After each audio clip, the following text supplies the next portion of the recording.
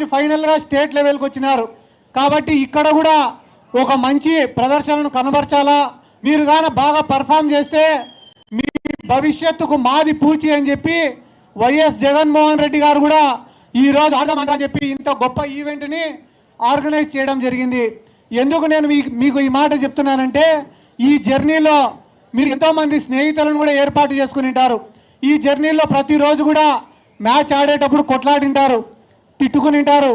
అన్నీ అయిపోయిన తర్వాత రూమ్కు పోయి గెలిచినాం కదా, ఏమేమి ఆడినాం, ఏ రకంగా ఆడినామని చెప్పి మీలో మీరే చర్చించుకుని ఉంటారు. టీం మీటింగ్స్ పెట్టుకుని ఉంటారు. కోచెస్ ఎవరైతే ఉంటారో వాళ్ళు చెప్పిన మాటలు వినింటారు. ఈరోజు అన్నీ అయిపోయిన తర్వాత 3000 మంది క్రీడాకారులు ఇక్కడ ఉన్నారంటే మీరు ఇంటికి పోయే టైంకి ఒక 100 మందిని స్నేహితులను చేసుకుని ఉంటారు. కాబట్టి ఇంత గొప్ప కార్యక్రమాన్ని ఆర్గనైజ్ చేసినటువంటి జగన్మోహన్ రెడ్డి గారిని మీరందరూ కూడా గుర్తుపెట్టుకోవాల్సినటువంటి అవసరం ఉంది. రానున్న రోజులలో ఎవరైతే కానీ టాప్ మోస్ట్ ప్లేయర్స్ ఉంటారో వాళ్ళందరికీ కూడా అకాడమీస్ ద్వారా ట్రైనింగ్ ఇవ్వడం జరుగుతుంది. ఎవరైతే వాలీబాల్లో బాగా రాణిస్తారో వాళ్ళకి ప్రైమ్ వాలీబాల్ తరఫున అకాడమీస్లో ట్రైనింగ్ ఇవ్వడం జరుగుతుంది. క్రికెట్లో ఎవరైతే బాగా రాణిస్తారో వాళ్ళకందరికీ ఆంధ్రప్రదేశ్ క్రికెట్ అసోసియేషన్ తరఫున ట్రైనింగ్ ఇవ్వడం జరుగుతుంది. ఎవరైతే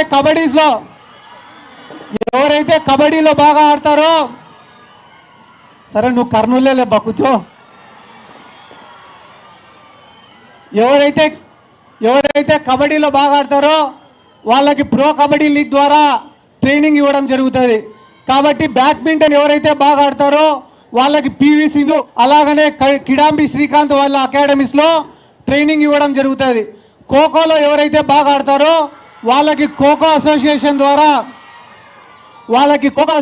ద్వారా ట్రైనింగ్ ఇవ్వడం జరుగుతుంది. ఇప్పటి వరకు ఎన్నో ప్రభుత్వాలు వచ్చినాయి పోయినాయి, కానీ క్రీడాకారుల కోసం 120 కోట్ల రూపాయల బడ్జెట్ని పెట్టి వాళ్ళకు ఇంత పెద్ద ప్రోగ్రాం ఆర్గనైజ్ చేసినటువంటి ఏకైక government YSR Congress party government, YS Jaganmohan Reddy గారు. అంతేకాదు ఎవరైతే ఇంటర్నేషనల్ ప్లేయర్స్ ఉన్నారో వాళ్ళకు జాబ్స్ ఇప్పించింది వైఎస్ జగన్మోహన్ రెడ్డి గారు. ఎవరైతే క్రీడాకారులు ఉద్యోగాలు లేకుండా ఇబ్బంది పడుతున్నారో వాళ్లకు 2500 ఉద్యోగాలు సచివాలయాల ద్వారా ఇప్పించింది వైఎస్ జగన్మోహన్ రెడ్డి గారు.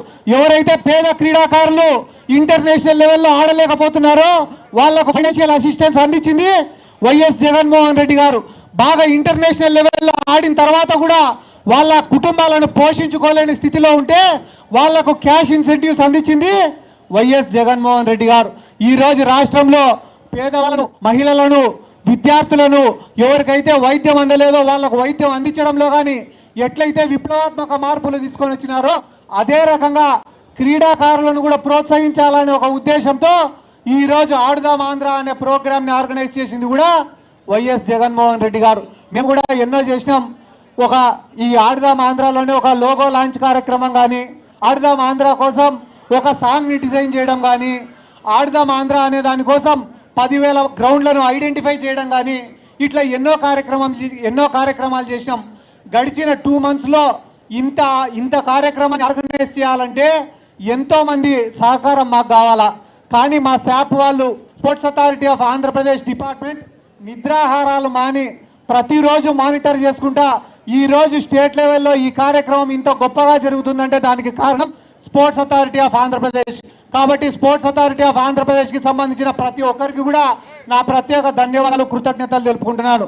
ఇది కేవలం ఆరంభం మాత్రమే. ఈ సంవత్సరం ఆడుదాం ఆంధ్ర అనేది లాంచ్ అయ్యింది, కానీ రానున్న సంవత్సరాలలో దీన్ని ఇంకా పెద్ద ఈవెంట్గా ఆర్గనైజ్ చేస్తాం.